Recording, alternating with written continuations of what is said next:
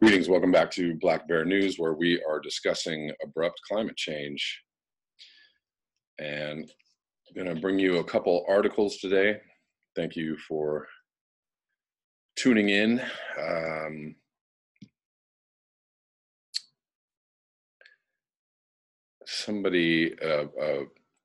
A good friend gifted me a new computer, but I'm not using it to make videos yet because I don't have all the apparatus to do that. So probably the last video on my old computer happening now. Wanted to start with this article from Bloomberg from September 26th by Christopher Flavel.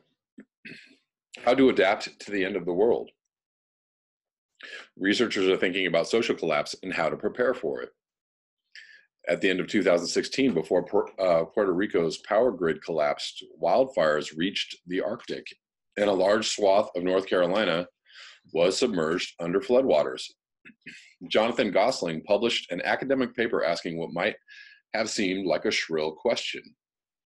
Why must you be so shrill? How should we prepare for the consequences of planetary climate catastrophe?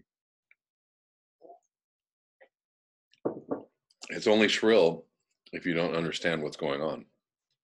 If some of the more extreme scenarios of eco-crisis turn out to be accurate, we in the West will be forced to confront such transformations, wrote Gosling, an anthropologist who just retired from the University of Exeter in England.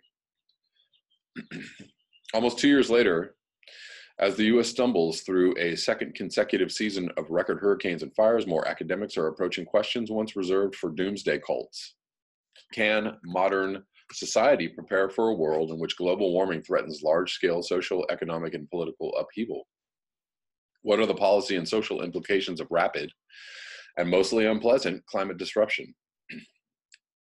Those researchers who are generally more pessimistic about the pace of climate change than most academics are advocating for a series of changes in infrastructure, agriculture, and land use management, internal relations, and our expectations about life to help manage the effects of crisis-level changes in weather patterns.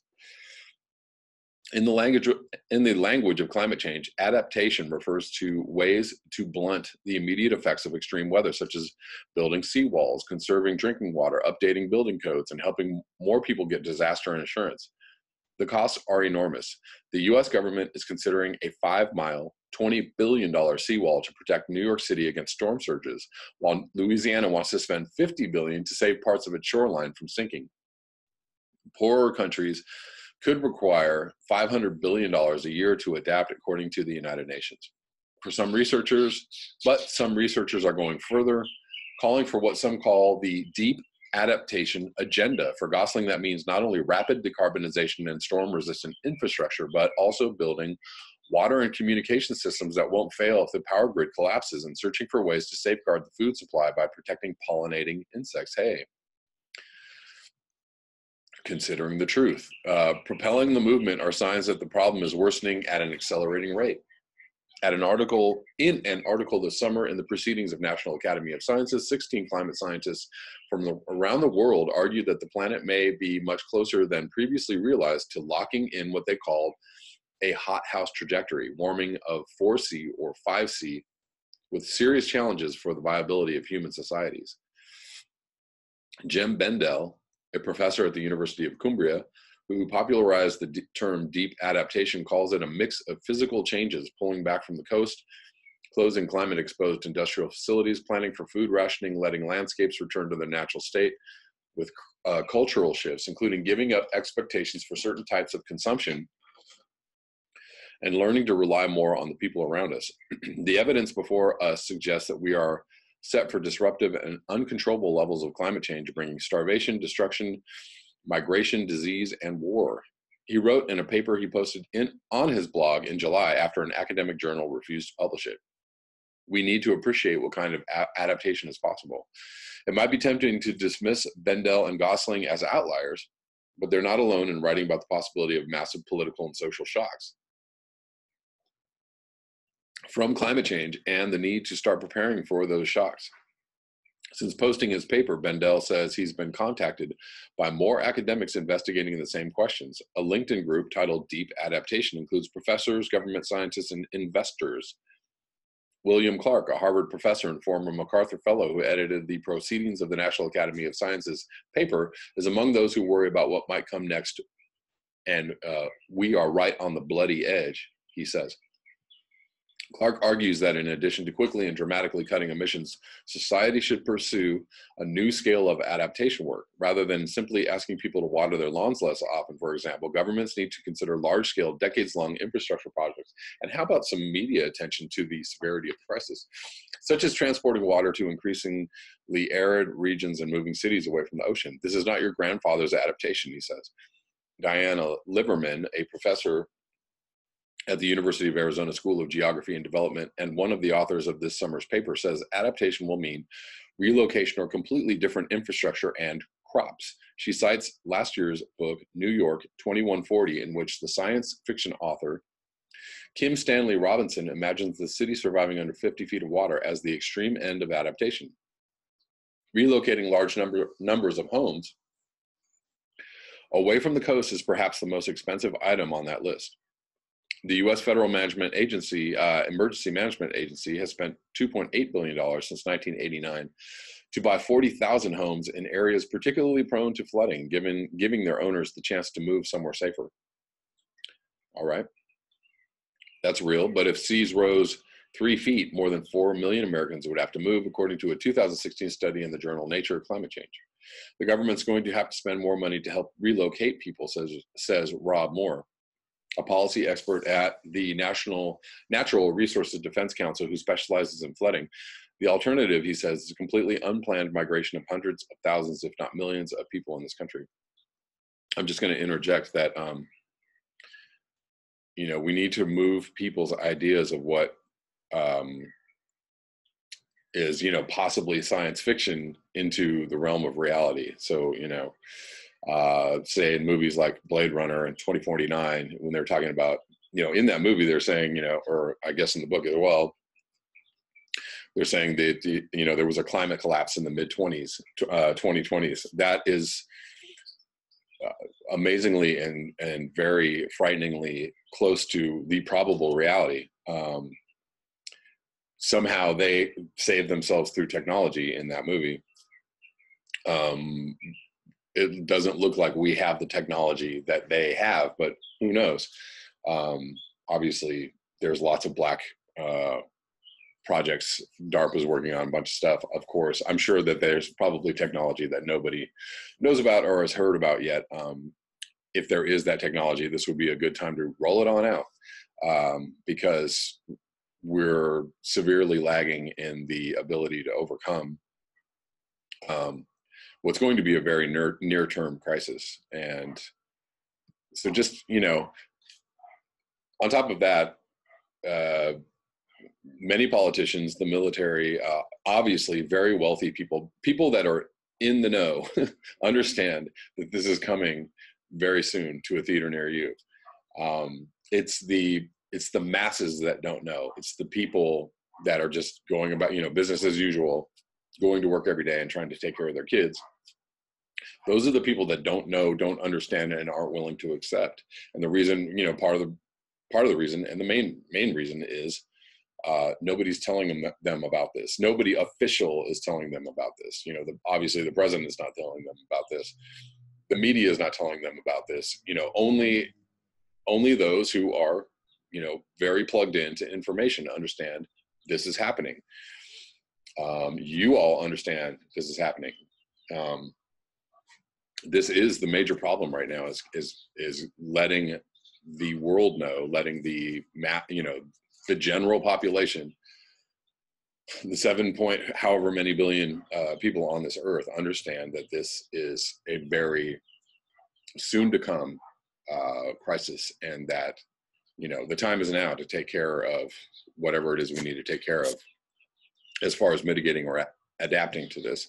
Moving on, Cameron Harrington, a professor of international relations at Durham University in England and co-author of the 2017 book Security in the Anthropocene, says adapting to widespread disruption will require governments to avoid viewing climate change primarily as a security threat. Instead, Harrington says countries must find new ways to manage problems that cross borders. For example, by sharing increasingly scarce freshwater resources. We can't raise border walls high enough to prevent the effects of climate change, or seawalls, really. There are even more pessimistic takes. Guy McPherson, a professor emeritus of natural resources at the University of Arizona, contends climate change will cause civilization to collapse not long after the summer Arctic ice disappears. He argues that could happen as early as next year, sending global temperatures abruptly higher and causing widespread food and fuel shortages within a year. Many academics are considering considerably less dire in their predictions.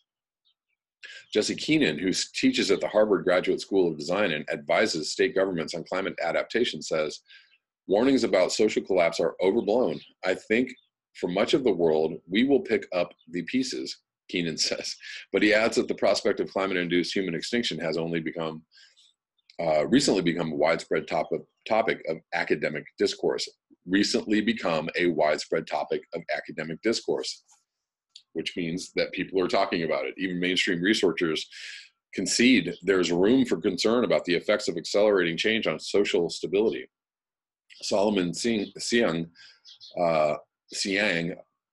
a professor at the University of California at Berkeley, who studies the interplay between the environment and society, says it's too soon to predict the pace of global warming, but he warns that society could struggle to cope with rapid shifts in the climate. If they are indeed dramatic and fast, there exists substantial evidence that many human systems, including food production and social stability more broadly, will be sharply and adversely affected. So why not just go with the worst case scenario? That's the thing. Why aren't we clanging the alarm bells, saying it is the worst case scenario? This is happening. This is happening right away. You know, what are we going to do about this? For Bendel, the question of when climate change might shake the Western social order is less important than beginning to talk about how to prepare for it.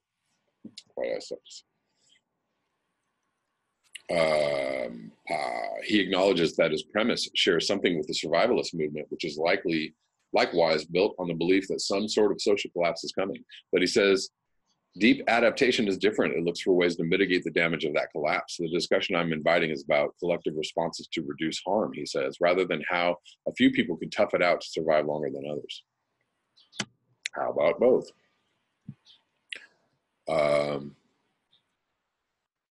Good article. Here's something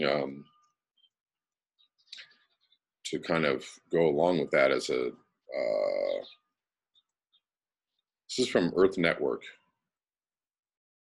This is on near-term human extinction. Editor note, this information is not offered by motive of terrorizing, as some have claimed. It is offered as information for you to make up your own mind without censorship. When someone like James Lovelock states that near-term human extinction is possible, what is to be done with that information? What if? If it's true that the tipping point of climate change has already been passed, and multiple degree global temperature rise is locked in, then it does not matter what you or I or anyone else do. It's already game over. And in this belief, somehow the extreme doubters and extreme believers have converged and agreed to not think about it. Best to just not think about it at all and stick head back in nearest sand. If the whole scenario, is not true, then wow, thank goodness. The only problem is that there are so many scientists, ones who specifically worked in the field of climatology, and they're sure. Many are freaking out. And to not believe them, well, exactly how does one choose which science to believe and what not to believe? Well, what if it's almost true? The only false part is that we haven't hit the tipping point quite yet. What if that's the truth? The amount covers the majority of possibilities, doesn't it? The above, covers the majority of possibilities. They all point strongly to doing something to mitigating the worst possible risk, a risk that is already manifesting. Near-term human extinction may not be inevitable, but what about long-term? Doesn't it just seem to follow that something should be done no matter what? as caring human beings thinking about their children, grandchildren, and humanity in general. It's a moral imperative. So there you go. The fact that everyone isn't freaking out collectively right now is a big, big problem. Because whether it's 5 years or 30 years, you know, you're going to leave it for your children to freak out. You're going to leave it for your grandchildren to freak out. You're going to let more species die on this planet. That's what you're going to do. Like, by the shoulder shrug. What? Who is saying it's possible? James Lovelock, a beloved amongst enviros, the original climate scientist who formed the Gaia theory about our lovely Earth, defining it as an ecosystem. Read this from 2008, and nothing has changed. Only more evidence has surfaced, and there's a link there for enjoy life while you can. In 20 years, global warming will hit the fan. Guy McPherson, this ecology scientist, has an impressive list of reinforcing feedback loops that could actually bring about what he's predicting. His essays lay it out with dismal clarity. The quote above from Emma Fenton came from McPherson's site. Bringing up McPherson's name for discussion is generally greeted with rapid head shaking no. And there's a couple more links here. There's a Motherboard Vice article by Aaron Miguel Cantu about the near-term human extinction that includes links to McPherson articles, or McPherson critics, excuse me. Truth Out Dar Jamal's interview with Guy McPherson, 2014. Professor Tim Garrett of the Department of Atmospheric Sciences at the University of Utah, whose famous discussion on the thermodynamic implications of our energy consumption and the possible collapse of civilization that is the result of our greenhouse gas byproducts can be viewed here. Mike Sliwa, author at the Good Men Project, posted on December 2015, World Climate Change Conference confirms near-term human extinction. Sliwa is co-host with Guy McPherson for the radio program Nature Bats Last. This is a bit old, I guess. Michael J. Benton and Richard J. Twitchett, Department of Earth Scientists, University of Bristol. Tom Hartman from Democracy Now!, one of the first videos on the topic from 2014. So there's just a lot of links here. The late, great Michael C. Rupert, AKA The Tracker of Truth, the documentary featuring him titled Collapse, was one of the most riveting interviews, not even, that I have ever seen. The charisma was off the charts. He was like that. He's gone now, but his legacy will never die. And of course, Rupert committed suicide. So I'm going to link this article below. And lastly, just to confirm, the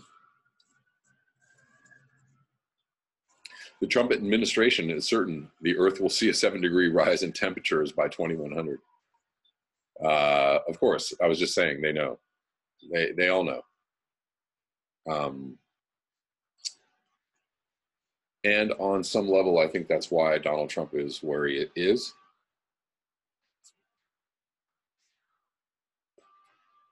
I think it might be a little more planned out than people think, because they know, they all know something's going down. This is from Ryan Felton from yesterday. President Donald Trump has said that climate change is a hoax, but in a 500-page report issued last month, his administration asserted it's indeed real. Let me just say 7-degree rise in temperature is pretty much, you know, nothing is happening on Earth. Not in that time frame, not in that time span. But in a 500-page report issued last month, his administration asserted it's indeed real. So real, in fact, that it foresees a 7-degree Fahrenheit rise. That's a little different, but still very warm. Global temperatures by 2100 still, so that's what, like a 3-degree rise Celsius?